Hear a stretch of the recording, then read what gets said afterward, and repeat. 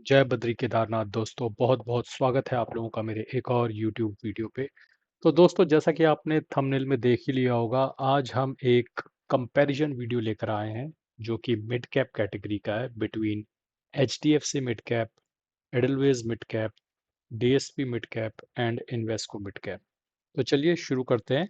लेकिन उससे पहले मैं आपको एक डिस्क्लेमर दे दूं कि मेरे द्वारा दी गई जानकारी केवल एजुकेशन पर्पस के लिए है, इसे इन्वेस्टमेंट एडवाइस ना समझें।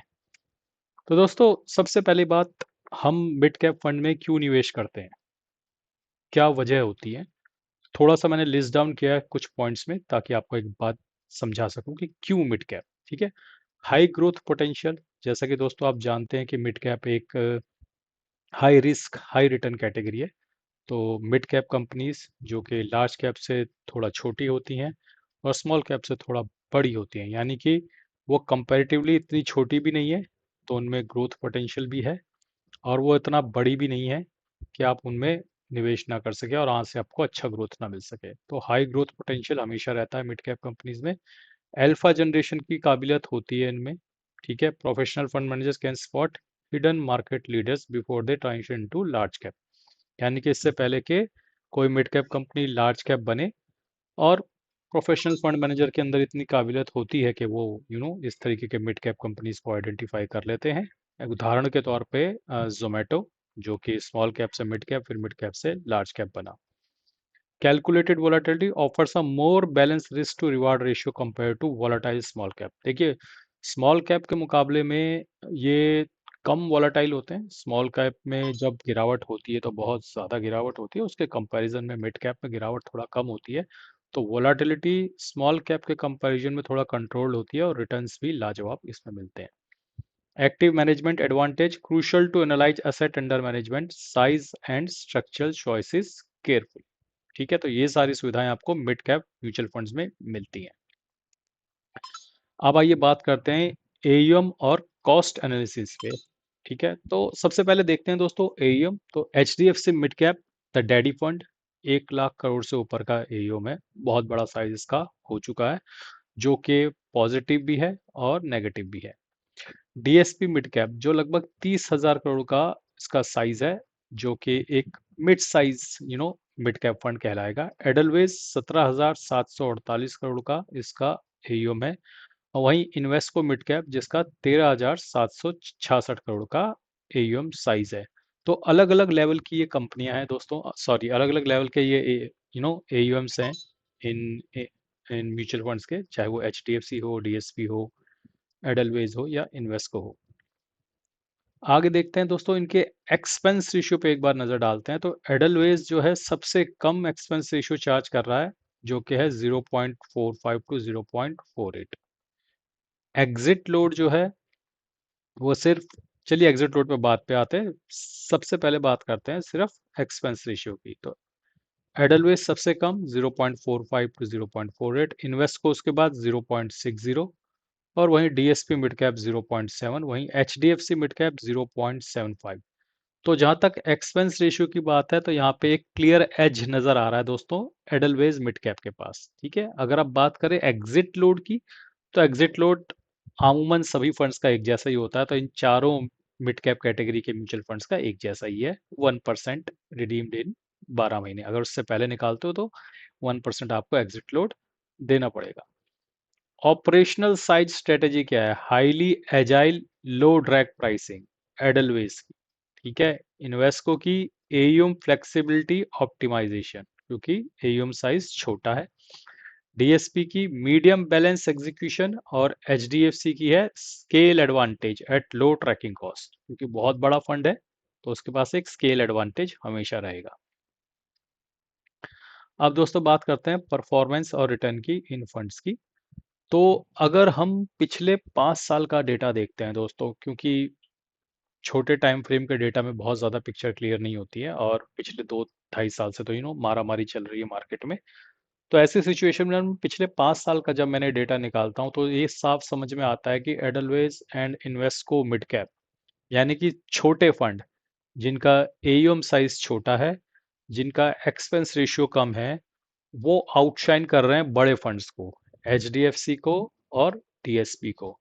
तो यहाँ पे एक चीज तो क्लियर कट नजर आ रही है दोस्तों कि कहीं ना कहीं छोटा एयूएम साइज होने की वजह से वो जो एजिलिटी का एडवांटेज मिलता है इन्वेस्को और एडलवेस को, वो कहीं ना कहीं खो जाता है जब बात आती है एचडीएफसी और डीएसपी की। लेकिन दोस्तों एक चीज आपको हमेशा ध्यान रखनी चाहिए कि बड़े फंड साइज वाला जब रिडम्पशन प्रेशर आता है तो आपको इजीली पार लगा सकते हैं रेदर देन छोटे फंड साइज। हालांकि यहाँ पर कोई भी छोटा फंड साइज वाला म्यूचुअल फंड नहीं है, ये सब मिड या सब मिड कैटेगरी के फंड है। ठीक है, तो मिनिमम सबसे छोटा अगर हम इसमें देखें तो वो है हमारा इन्वेस्को, वो भी 13,000 करोड़ का है। तो बहुत छोटा कोई भी नहीं है कि 3-4 हजार करोड़ का कोई है।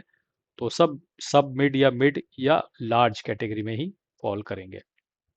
तो दोस्तों ये तो बात हुई इनके पिछले 5 साल के रिटर्न की, जहाँ पे क्लियरली हम देख सकते हैं कि एडलवेस और इन्वेस्को को एक एज है कंपैरेटिवली। वो 20% के आसपास का रिटर्न सीएजीआर जनरेट कर रहे हैं पिछले 5 साल से। वहीं अगर देखा जाए एचडीएफसी को और डीएसपी को, तो लगभग 18 से 19% का ये लोग सीएजीआर जनरेट कर रहे हैं। तो बहुत ज़्यादा अंतर भी नहीं है, लेकिन ऑफ कोर्स एज एडलवेज और इन्वेस्को के पास है।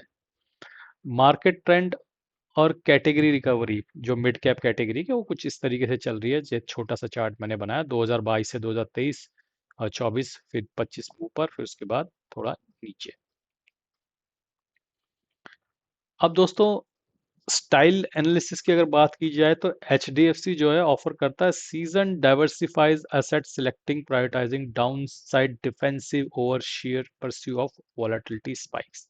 यानी कि आसान शब्दों में समझाऊं तो एच डी एफ सी जो है वो एक डाइवर्सिफाइड पोर्टफोलियो आपको प्रोवाइड करता है, जो उसमें डाउन साइड प्रोटेक्शन अच्छी होती है, बट कंपैरेटिवली ग्रोथ छोटे मिड कैप फंड्स के मुकाबले में थोड़ा कम होती है। एडलवेज जो है वो फोकस करता है clean high growth stock selection with low tracking overhead. Invesco जो है टारगेट करता है aggressive growth cycle through earning momentum leading to higher alpha capacity during the market run. तो दोस्तों आप देख सकते हैं कि अलग अलग अप्रोच से ये फंड्स काम कर रहे हैं, और डीएसपी इन्हीं में कहीं खो जाता है बीच में, क्योंकि वो बहुत ज़्यादा छोटा फंड भी नहीं है और बहुत ज़्यादा बड़ा भी नहीं है। तो एक मिक्स बेनिफिट वो भी प्रोवाइड करता है इन दोनों के बीच का, कहीं एच के और एडलवेज और इन्वेस्को के बीच का।